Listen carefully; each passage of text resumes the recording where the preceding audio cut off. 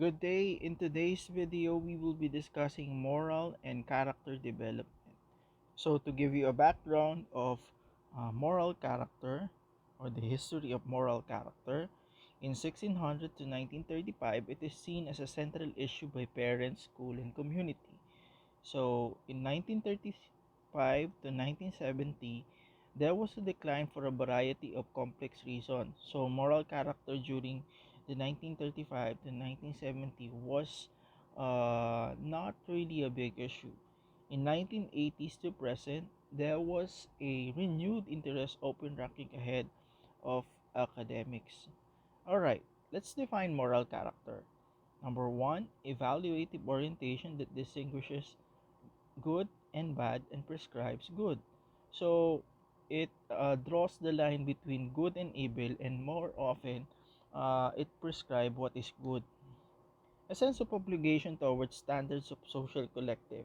So an obligation towards one society is moral character also. A sense of responsibility for acting out of concern for others. So it is one moral character is one's responsibility uh, towards the others. Concern for the rights of others, that is moral character. Commitment to honesty in interpersonal relationship. So our honesty can also be defined as our moral character, and a state of mind that causes negative emotional reaction to immoral act. So when we talk about moral character, it is our state of mind or our thinking that we despise those that we considered and the society considered as immoral act. Alright, so let's move forward. Components of moral character. Number one, moral behavior. So this comprise of pro-social, sharing, donating to charity, and telling the truth. So that is moral behavior. Moral values, believe in moral goods. So if you believe in moral good, you possess moral values. Moral emotion. So our emotion of guilt, empathy, and compassion, uh, those are considered as moral emotion. Moral reasoning, it's about right and wrong. So when we use our reasoning and we weigh things between right and wrong, that's moral reasoning. Moral identity, morality as an aspect of self image. So whatever you project in your society, either especially if you're projecting what is good, that is your moral identity. Moral personality, enduring tendency to act within honesty, altruism, and responsibility. So, your personality or moral personality is uh, uh, or are those acts that includes honesty, altruism, and responsibility. Metamoral characteristic, meaning they make morality possible even though they are not inherently moral. So when we talk about metamoral, these are our characteristics that makes morality possible even though they are not inherently moral. So it is our it is one's person characteristic wherein there's a possibility that one's morality are possible even though if it is not if it is not inherited. So that is metamoral. Model of moral character. So here on your screen or in our screen, we have here the model of moral character. So let's start reading this model clockwise. So here on our right, you have emotions that comprises of our values, and of course processing. And on the next at the bottom, you have behave or personal social, and on the left, cognition, no reason. So at the center, you have volition, plans, and commits. And of course, you will also see the moral identity, and moral identity that circles uh, around these three or these four uh, components of moral character. Okay, theories of moral character development. There were theories about moral character development. So you have the external social behaviorists and sociologists. They viewed morality as a product of external imposition in the form of consequences and or intentional transmission of social rules and norms. You have internal nativists and sociobiologists. It focuses on genetic and maturation influences. So let's first discuss the first point, external social behaviorists and sociologists. They viewed morality as a product of external imposition in the form of consequences or intentional transmission of social rules and norms. Because there were norms and rules established in society, one's behavior and character is also affected in a way. You have internal nativists and social biologists focus on genetic and maturational influences. So, when we talk about internal, this means that our moral character is somehow affected by uh, our genetic makeup or uh, whatever we inherit from our parent with regards to our moral character. Uh, with regards to their moral character, I mean, that corresponds to internal uh, character development. Next, you have interactional, instinctual, psychoanalytic, psychosocial, and socioanalytic theories that viewed human nature as instinctual, undeveloped, and in need of control or socialization. So, instinctual, so this means that uh, our somehow, some way, our character or moral character is developed or were developed through socialization. Next, maturational, cognitive and affective development theories and social learning theories that viewed human nature as good. So, maturational, there comes a point in time that once person's moral character is developed through time. So, uh, if a person usually is younger, then there's a high tendency that that particular person has a very short patience. Now, on the other hand, if the person's or if the person is already much older, and then there's a possibility that that person uh, reach the maturity of his or her patience. Next, personal identity includes theories that find virtue rooted in personality and personal identity. So, moral character is projected by one's personality and his all personal identity. Impacting moral character. Attempt to impact both individual and context. So, one's moral character uh, is impacted by both individual and, of course, the context. Individual, knowledge and reasoning, empathy and values, intention, commitments and choices. Behavior, okay. Attempt to impact both individual and context. Context, classroom, school, family, community, caring, compassionate, empathic environment, strong, intimate relationship with others.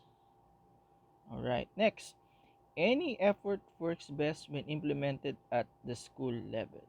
So, uh, this portion only means that uh, one's moral character are affected in a way. by either his the environment, from his family, from his school, and from his community. General approaches, of course. And what are those approaches? Character codes, thought of the day, virtue values week or month, lesson plans with embedded moral character issues. If you have experienced your previous teachers or professor who inject moral values that are extracted from the Bible, then it's also part of moral character development. Modify lesson format to emphasize selected virtues, values, or attributes in service learning. Have parents and teachers and possibly student complete survey. Alright? Select 3 to 5 on which this is actually an activity. So this is a suggested activity. Select 3 to 5 on which to focus. Selecting values, virtues, and attributes. Thought for the day, as mentioned. Read the quotation and reflect on its term of what does it mean? What is the main concept or principle? Why is the concept or principle important? How would this concept or principle be implemented? How will you know if you have been successful or unsuccessful in implementing the concept or principle? Now, these are some of the suggestions for teachers on how to uh, develop or improve students' moral character. Thought for the day. Next, sources of quotation. You have to source. Yan. You have there. The respect for the rights of others is peace, according to Benito Juarez. You cannot escape the responsibility of tomorrow by evading it today, from Abraham Lincoln. A good head and a good heart are always formidable combination, from Nelson Mandela. Embedding character in academic lessons. So, you have Georgia Learning Connections. You have Becoming a Brilliant Star. Alright, next, Character Education. Alright, you have the sources there. Okay, Modify Lesson Plan Format. You have Bernstein Artful Learning, Active Learning Practices for School. Alright, okay, Service Learning. Process whereby students learn and develop academic and social skills as well as moral character through active participation in organized service experience that actually meet community needs. So, when you have experienced your professor telling you to emerging you to be engaged in uh, a particular society or a particular community, that is service learning. Usually, you have experienced this during your NSTP 1 or NSTP 1 or NSTP 2 subjects. Learn and Serve provides resource to implement service learning projects. Alright, so essential phase, you have the phases of service learning. You have preparation, action, reflection, and demonstration recognition. You have done this. I believe you have done this during your NSTP subject. Definition of community. Yes, you have. I believe you have done this. In early childhood and early elementary, community may be classroom or family. In later elementary, community could additionally be school or neighborhood. In middle and high school, can expand notion of community to city or state. So you must made it very clear uh, to yourself and of course to others the definition of one's community. One's community started usually from your family, and then it is extended to your to schools, and then of course it is extended to uh, the society or your barangay or your city. Increase responsibility. Moves from adult to student as child become a pre-youth then a youth. Alright. So as you grow older, your responsibility also grows. Okay, principle of effective character education. Number one, promote core ethical values as the basis for good character. So once you have experienced good ethical values in your home, then you will carry this along the way when you are already uh, grown up. Define character comprehensively to include thinking, feeling, and behavior. When you have experienced uh, the process of thinking, feeling, and your behavior with regards to your character, uh, uh, developed and taught to you by your parents or your teacher, that is an effective character education. Use a comprehensive, intentional, proactive, and effective approach to character development. So, technically, it's difficult to, uh, very difficult to develop one's character. Um, there's a saying in Filipino, in English, values is caught, not taught. So no matter how many times you teach values, if your student or your kids does not see you doing that particular pronouncement or teaching, they will not follow you. So when you want to develop the moral character of a person, you have you must also practice it, because your student will believe that you're very credible in teaching moral character if they see you doing the same act. All right, create a caring school community. So either not in school, especially in your home, so you need there is a must that care and love must be emphasized. If you have experienced the love coming from your parents, the love coming from uh, your teachers, then somehow, some way, one's compassion and character is also developed. Provide student opportunities for moral action. So it is not only that uh, you teach and preach, but also you allow your kids, your students to uh, think of immoral action that is suited for a specific uh, problem or specific issues in one's community. Okay, six, have a meaningful, challenging academic curricula that respect learners, develop moral character, and help them to succeed. So, the curriculum in school must be aligned to character or moral character development. Develop student intrinsic motivation. There must be your teachers must develop uh, the intrinsic uh, the intrinsic desire of the students. How?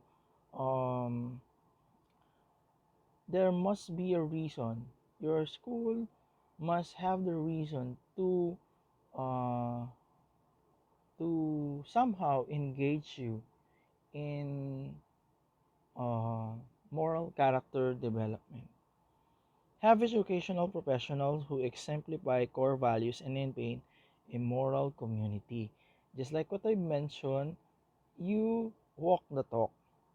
Okay? One's teacher should actually walk the talk. Foster shared moral relationship for educators and students. So there must be shared relationship, leadership for educators and students. Engage parents and community members as full partners. So there must be an engagement between parents and um, community members, uh, because they are part of a society. And evaluate school character, student character, adult as a character educator.